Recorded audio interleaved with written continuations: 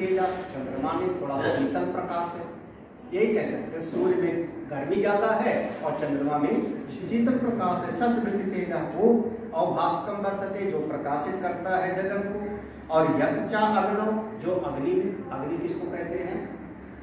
अग्नि देवता का विशेषण क्या हुआ? बुद्ध वहे, बहुत बढ़िया विशेषण दिया है, बुद्ध वहे। नहीं समझ आया? अरे आहुति देते हो कि नहीं? इंद्राय स्वाहा आहुति दिया ना, तो हुत हुआ ना। हमने आहुति दिया इंद्र को, इदम इंद्राय इदम नमः, आहुति दिया ना, तो हुत हो गया ना। तो अग्नि क्या करेंगे उस आहुति को? जिसके नाम से दी गई उसको पहुंचाने का काम उनको, तो हुत वह, हुत वह, वो खुद नहीं खा सकते, जो उनको नाम से दिया जाएगा वही उनको मिलेगा। उनका काम है यहाँ पर जो आहुतियां दी जाती हैं वो अपने अपने देवता तक उस आहुति को पहुंचाना उनकी जिम्मेदारी है। इसीलिए ज्यादातर कभी भी आप पुराण वगैरह में पढ़िए, अग्नि देवता का बड़ा सम्मान है। क्यों? क्योंकि देवताओं को पोषण पहुंचाने वाला। अरे अब आजकल तो कम हो गया, ध्यान नहीं, लेकिन हम लोग पहले, आज के 20 साल पहले, जितनी बेसब्री से पोस्टमैन का इंतजार होता है, पता नहीं ध्यान। पोस्टमैन माने जो है वो जितने बजे आता था और जो डब्बा पर लगा रखते थे, झूठे जाके डब्बा देख रहे हैं आज कोई चिट्ठी है कि नहीं है।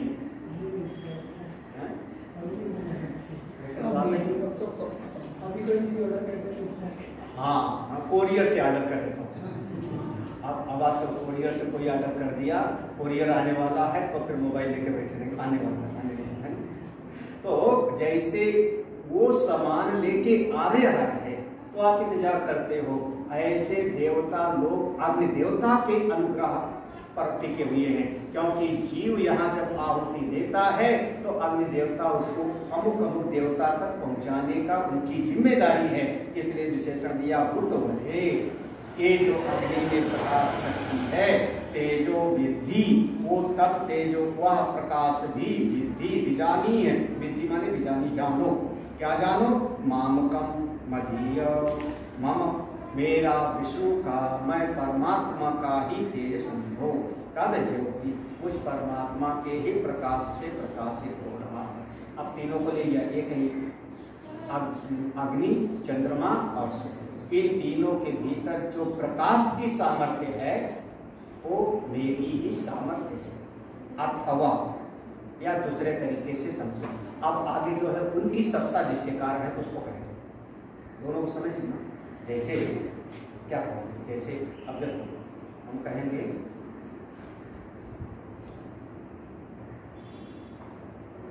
हमने आपको कुछ पढ़ाया, हाथ ने कुछ आपको दिया, यही ना?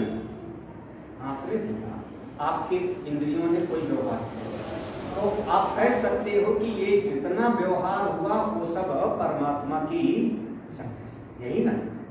अच्छा, कोई व्यवहार नहीं कर रहा है, केवल मैं जिंदा हूं तो क्या कहोगे? जो जीवन है, जो जीवन है, कुछ कर नहीं रहे, चल नहीं रहे, बोल नहीं रहे, खा नहीं रहे, पी नहीं रहे, ध्यान नहीं, समाज में बैठे हैं, लेकिन जिंदा है तो किसकी शक्ति से? तो ये जो जीवन है, एक बात जीवन पर दृष्टि है और दूसरा उनके, तो अभी जो पैराग्राफ में किया, एक उनका जो व्यवहार है क्या है? प्रकाश देना तीनों का। तो जो प्रकाश देने की सामर्थ्य परमात्मा की शक्ति से, या उनकी जो सत्ता है वो परमात्मा के उनकी जो सत्ता है उसको कहते हैं। अथवा यत् आदित्य गतम तेजः चैतन्य आत्मकम ज्योति यत् चंद्रमसि यच्च अग्नौ तत् तेजो विद्धि मामकम मदीयम मम विष्णु तज्ज्योति। देखो, एक अथवा ऐसा समझो, इसका दूसरा अर्थ, अथवा माने दूसरा, यत् जो आदित्य गतम तेजः, आदित्य के भीतर जो प्रकाश की शक्ति है, पहले ध्यान था प्रकाश देने पर, व्यवहार पर, अब उनके भीतर जो प्रकाश की शक्ति है,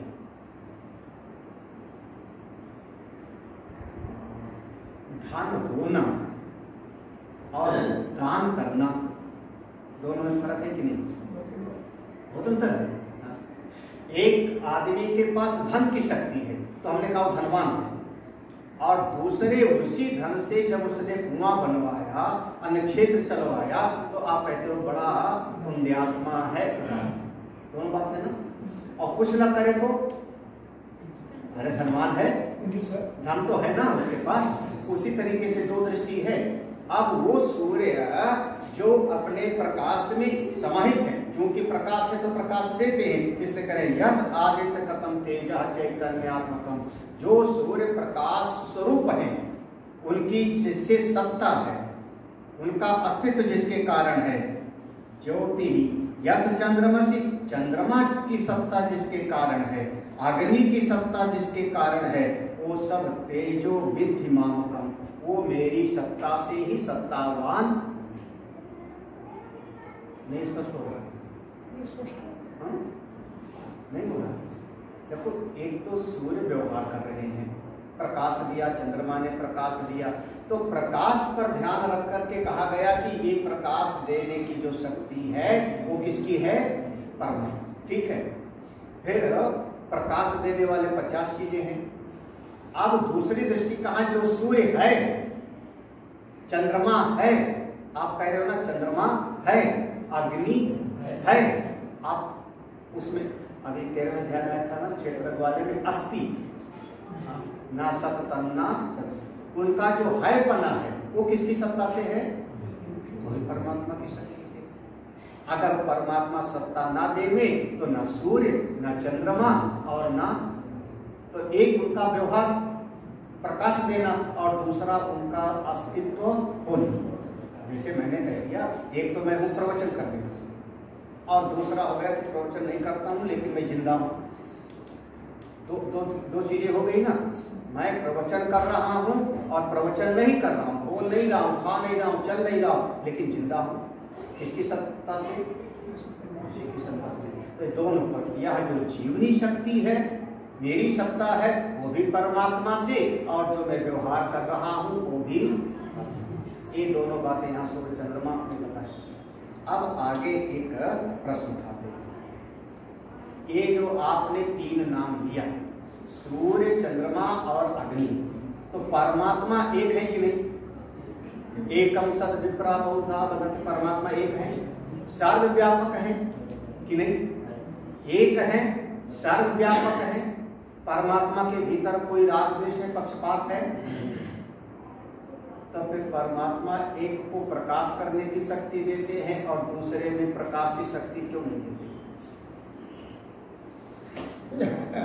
पहाड़ भी प्रकाश देवे, नदी भी प्रकाश देवे, क्योंकि परमात्मा सर्वव्यापक है और परमात्मा एक है। तो सूर्य को उन्होंने शक्ति दिया प्रकाश की, चंद्रमा को दिया प्रकाश करने की शक्ति, पेड़ को क्यों नहीं दिया? पेड़ भी प्रकाश देवे अगर वो सब में है तो। क्या बढ़िया बात है। प्रश्न नहीं समझा है? प्रश्न पढ़ो। इसीलिए पूर्व पक्षी है ननु। ननु माने कौन सा आ गया? ननु, देखो, ननु अस्थावरेषु जंगमेषु च तत्समानम चैतन्य आत्मकम ज्योति। लेकिन अस्थावरेषु, जो अस्थावर चीजें हैं, जंगमेश जो चलने वाले हैं, चर अचर, सब में तत्समानम, सब में बिल्कुल समभाव से वो चैतन्यात्मकम ज्योति, वो परमात्मा सत्ता है। परमात्मा की सत्ता जो चैतन्य स्वरूप है, सच्चिदानंद, वो सब में बराबर है। तो तत्र कथम इदम विशेषण, तो खाली यह विशेषण इन्हीं 3 में आपने क्यों बताया? किसमें? यत आदित्य गतम इत्यादि। अरे सीधा सा, परमात्मा सब में है ना, सब में है, तो इनमें क्यों नहीं प्रकाश देती? यहाँ अच्छा, जड़ में परमात्मा नहीं क्या? वही तो कह रहा स्थावरेश। जब परमात्मा सब में है तो सब में प्रकाश की शक्ति क्यों नहीं? हाँ? अच्छा, इसमें बिजली है कि नहीं? इसमें बिजली है कि नहीं? चलो मेज में तो नहीं समझ आएगा, जिसमें माइक में बिजली है कि नहीं? कभी कभी करंट मारता है, कभी कभी माइक भी जो है कोई अर्थिंग वगैरह ठीक से नहीं करंट मारता है। इसमें बिजली है लेकिन इससे प्रकाश तो नहीं हो रहा, बल्ब से प्रकाश हो रहा है। पंखे में बिजली है, पंखे से प्रकाश तो नहीं हो रहा, वो हवा देने का काम कर रहा है। अगर वो चैतन्य आत्मा सब में बराबर है तो सब जगह से प्रकाश निकलते रहना चाहिए। क्यों नहीं निकल रहा सब जगह से? तो हाँ, आप इसको उत्तर देते हैं। ना ये दोषा, इसमें कोई दोष नहीं है, थोड़ा ध्यान से समझो ना। सत्व आधिक्यात आधिक्य उत्पत्ति, ये है इतना। सत्व आधिक्यात, सत्व गुण की जहां अधिकता होगी, आधिक्य उत्पत्ति, वहीं पर चेतन का प्रकाश ज्यादा प्रकाशित हो। सत्व गुण की अधिकता होने पर ही वह चैतन्य का प्रकाश होगा। अब भाई देखो, जैसे थोड़ी जितने मनुष्य हैं सब परमात्मा के स्वरूप है, यही ना। सब मम प्रिय ममैवान से सब तो वही है। तो सबके भीतर एक जैसा ज्ञान क्यों नहीं है? जब सब में वो परमात्मा है और परमात्मा सच्चित आनंद स्वरूप है, चित्त स्वरूप है, चैतन्य स्वरूप है, तो सबके भीतर एक जैसा ज्ञान होना चाहिए। तो दुर्योधन के भीतर अलग ज्ञान है, दुशासन के भीतर अलग है, धृतराष्ट्र के भीतर अलग है, अलग अलग। क्यों? बोले सत्व आधिक्या, जिनका अंतःकरण सात्विक होगा, सत्व गुणी होगा, उसके भीतर परमात्मा की शक्ति ज्यादा प्रकट होगी। और जिनका अंतःकरण तमोगुणी होगा, उसमें परमात्मा की शक्ति होते हुए भी प्रकट नहीं। परमात्मा उसमें भी है लेकिन उनकी शक्ति प्रकट। सत्व आधिक्या, सत्व गुण की अधिकता होगी तो आधिक्य उत्पत्ति। अब इसी लाइन का विस्तार है। सत्व आधिक्या आधिक्य उत्पत्ति।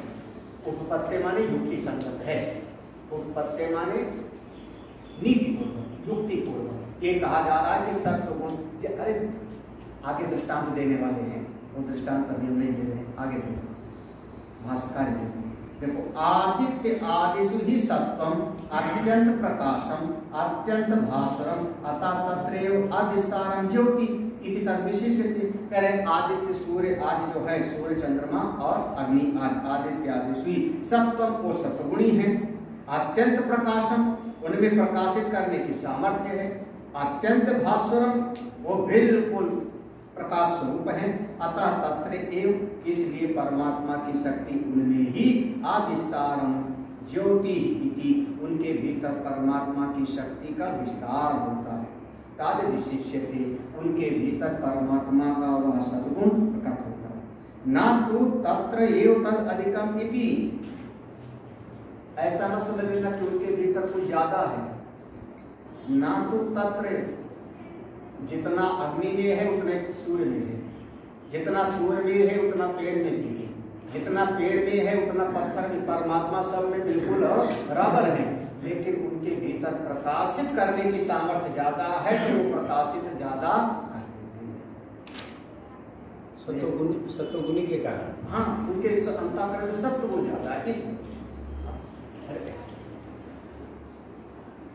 वैसे हम सबकी आंख को जो नजर है उसको कहते हैं 6x6, 6x6। आंख की ज्योति को ऐसे कहते हैं ना, 6x6। लेकिन सबकी देखने की सामर्थ्य एक बराबर है। 6x6 कहने का मतलब होता है, क्या मतलब वो 6x6 जो लिखते हैं, चश्मा सब पहनते हो, 6x6 लिखते हैं ना। 6x6 का मतलब क्या हुआ? अभी तो हमारा जो है 2 नंबर है, 3 नंबर है, 4 नंबर है, 1 नंबर है ना। 6x6 का मतलब है कि 2 आंखें हैं, 2 आंखें हैं। दोनों के भीतर जो देखने की सामर्थ्य थी, देखने की सामर्थ्य थी, उसको पैमाना माना उन्होंने 6 का, 6। तो दोनों के भीतर जो देखने की सामर्थ्य है अंदर बिल्कुल ठीक था, अंदर से डैमेज नहीं है, अंदर से टूट फूट नहीं। आप सामने का जो रेटिना है या सामने का जो आंख की पुतली है, इसमें कोई ना कोई दोष आ गया तो नंबर आपका चढ़ गया। 2 नंबर का चश्मा लगाओ, 1 नंबर का लगाओ, लेकिन देखने की सामर्थ्य भीतर है। अगर वो 6/6 जो लिखा है वहां 0 लिख दे मैं, और फिर कोई ठीक करके दिखाओ, मतलब भीतर देखने की सामर्थ्य। अब 22 चाहे जितनी सुंदर आंख लगा लो, भीतर शक्ति है तो आपके भीतर प्रकट होती है। तो सत्व गुण है आदित्य आज में। अब दृष्टांत दो, अगला पैराग्राफ दृष्टांत देके समझा, ये दृष्टांत से समझ आ जाएगा बहुत आसानी से। यथा ही लोके तुल्ये अपि मुख संस्थाने न काष्ठ पुण्यादो मुखम आविर्भवति आदर्श आदौ तु स्वच्छे स्वच्छतरे च तारतम्ये आविर्भवति तद्वत्। लो आप खड़े हो जाओ। यथा ही लोके, जैसे इस लोक में, तुल्ये अपि बिल्कुल बराबर, बिल्कुल बराबर। कहाँ? आप अपना चेहरा लेकर खड़े हो, मुख संस्थाने, कहाँ लेके खड़े हो जाओ? एक लकड़ी का पटरा दीवार पे लगाओ, काष्ठ, काष्ठ माने लकड़ी का पटरा लगा दो दीवार पर, उसके सामने जाके अपना चेहरा देखो। ब्लैक बोर्ड, यहाँ ब्लैक बोर्ड लगाया था ना लोगों ने, वो ब्लैक बोर्ड लगा दिया लकड़ी के पटरे पर, काष्ठ, उसमें चेहरा देखो, दिखेगा? फिर कुंड्या दो, अच्छा दीवार में देखो तो चेहरा दिखेगा? नहीं। मुखम आविर्भवति ना काष्ठ कुंड्यादो मुखम काष्ठ में और दीवाल आदि में चेहरा नहीं दिखाई पड़ेगा, लेकिन बगल में शीशा लगा हो तो आदर्श आदो तो उसके बगल में एक शीशा लगा, जहां लकड़ी का एक बोर्ड लगाया, जहां पर दीवार है उसी के बगल में एक शीशा लगा दिया है दीवार पर, उसके सामने खड़े हो गए तो शीशे में, क्योंकि शीशा साफ है, स्वच्छे स्वच्छतरे शुद्ध है, उसके भीतर प्रकाशित करने की सामर्थ्य है, तो आपको अपना चेहरा दिखाई। कितना आसान सा तरीका, इतना आसान तरीका। शीशे में चेहरा देखो, तीनों दीवार पर लटका हुआ है, लेकिन आपका ब्लैक बोर्ड भी लटका हुआ है, पटरा भी लटका हुआ है, सबके सामने देखो चेहरा कहीं नहीं दिखाई पड़ता, जबकि सब में पृथ्वी तत्व तो सब में है कि नहीं? मिट्टी तत्व पृथ्वी से तीनों है कि नहीं? लकड़ी भी तो पृथ्वी से पैदा हुई, तो लकड़ी भी पृथ्वी ही है, यही ना? पृथ्वी मिट्टी से ही लकड़ी पैदा हुई, तो सब तो मिट्टी है। लोहे का लगा दो, वो भी तो है पृथ्वी तत्व ही, लेकिन लोहे वाले ने चेहरा नहीं दिखाएंगे उसने। अच्छा मान थोड़ी देर, लोहे का तवा है ना, लोहे का तवा है, और उसको हम मांजना शुरू कर दिए धान की भूसी से, और मांझ के उसको मांझ करके चिकना बना दे, तो उसमें कुछ दिखने लगेगा कि नहीं? हल्का दिखने लगेगा, हल्का सा दिखने लगे। पुराने जमाने में कढ़ाई और तवा ऐसे बनवाया जाता था, तब मम्मी फिर जो है वो कहती थी अब ससुराल अच्छा नहीं लगता।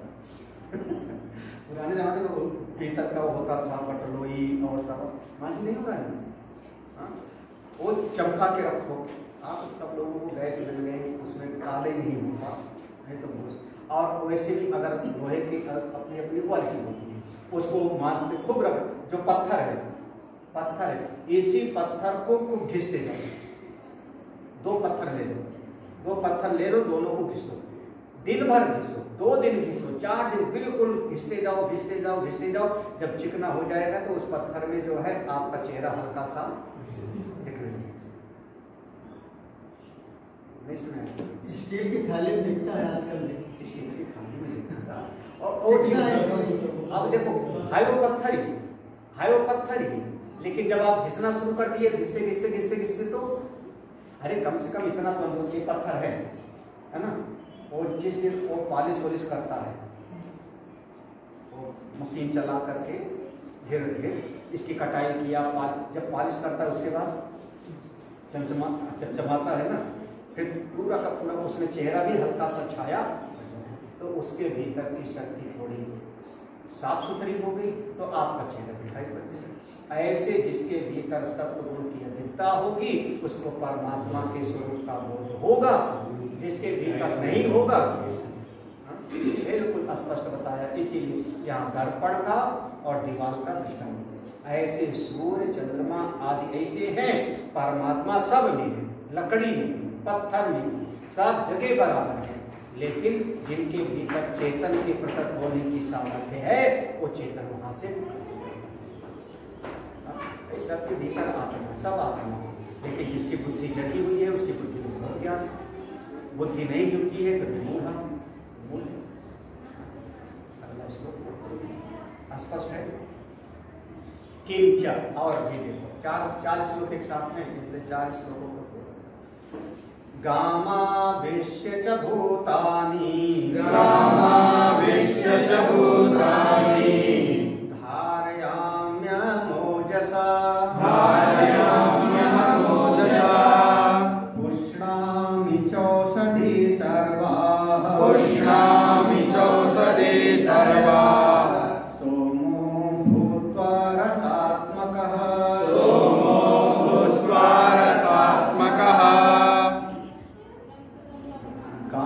गाम माने पृथ्वी, गाम माने पृथ्वी, गाम आविश्य पृथ्वी में प्रवेश करके, पृथ्वी में प्रवेश करके, भूतान, भूतान माने सारे जगत के प्राणियों को, सारे जगत के प्राणियों को, धारयामी मैं ही धारण करता हूँ।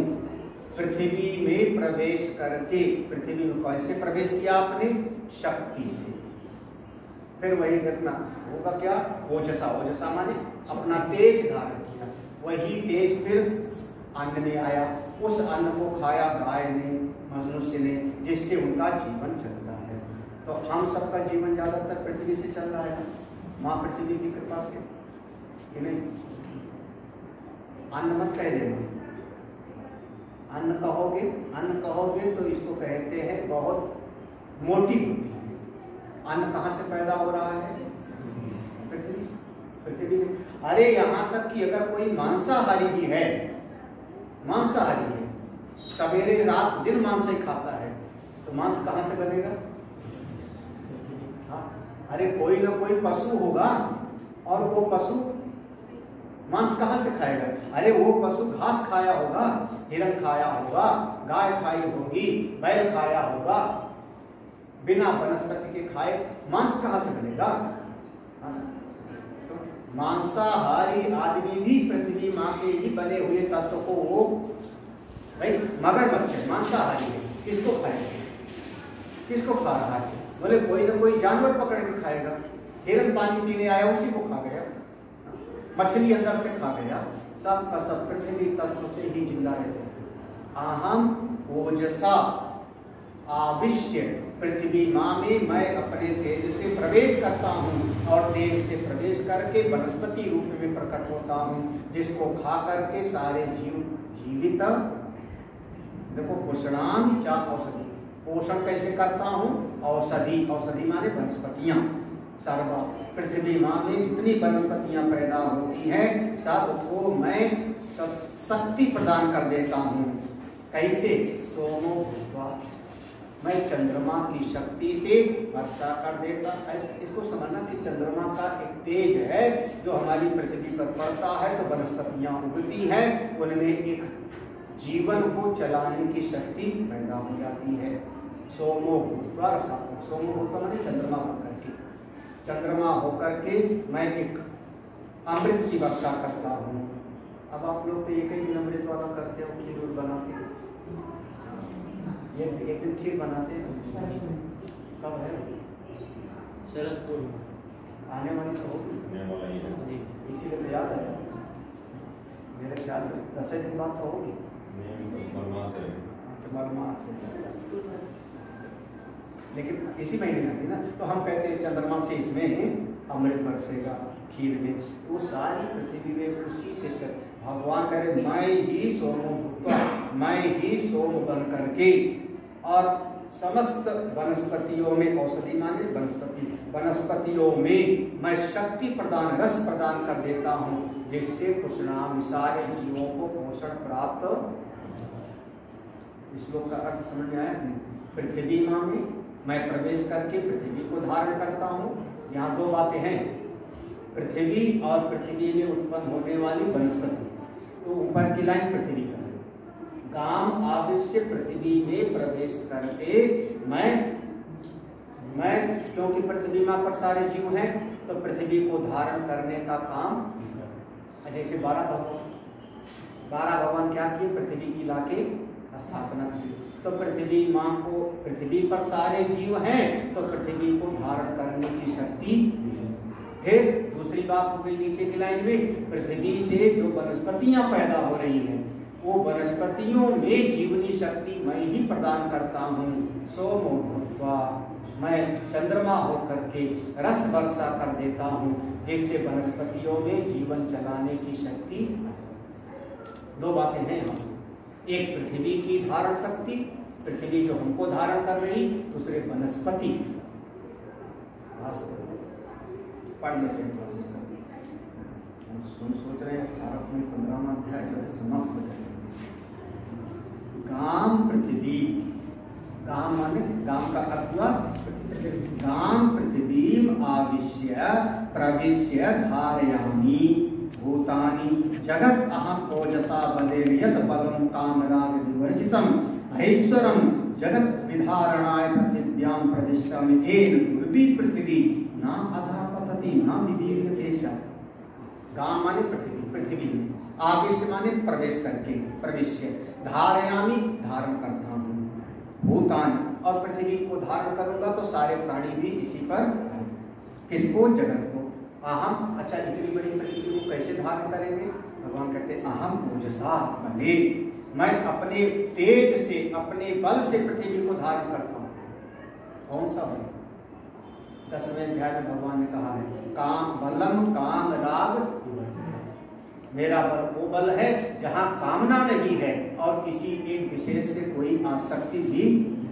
वह बल 10वें अध्याय में भगवान ने कहा था कि बलम बलवताम चाहम, बलम बलवताम चाहम काम राग विवर्जितम, बलवानों का बल में, ऐसे भगवान ने कहा 10वें अध्याय।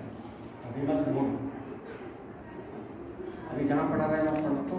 यह बलम, जो बल कामना और आसक्ति से रहित है, यानी किसका? ऐश्वर्य, ईश्वर का, उस बल से पृथ्वी को मैं धारण करता हूँ। पृथ्वी को धारण करने वाले कौन? परमात्मा। जगत विधारणाय पृथिव्यां प्रविष्टम, इस जगत को धारण करने के लिए पृथ्वी में ही प्रविष्टम, प्रवेश करके मैं पृथ्वी की को धारण करता। अरे ये देखो भगवान भाष्यकार कैसे कह रहे हैं, हजारों साल पहले भगवान भाष्यकार ने लिखा है, हजारों साल, है ना? तब इतना विज्ञान नहीं था। विज्ञान में एक पृथ्वी गोल सी है, ग्लोब दिखाया, इसके 2/3 हिस्से में पानी, ये तो अभी जो है 50 साल से पढ़ाने लगे, 100 साल से पढ़ाने लगे। इसके पहले जो है विज्ञान को पता। भगवान भास्कर कह रहे हैं क्या करें? एन पूर्वी, इतनी बड़ी पृथ्वी, इतने बड़े अनंत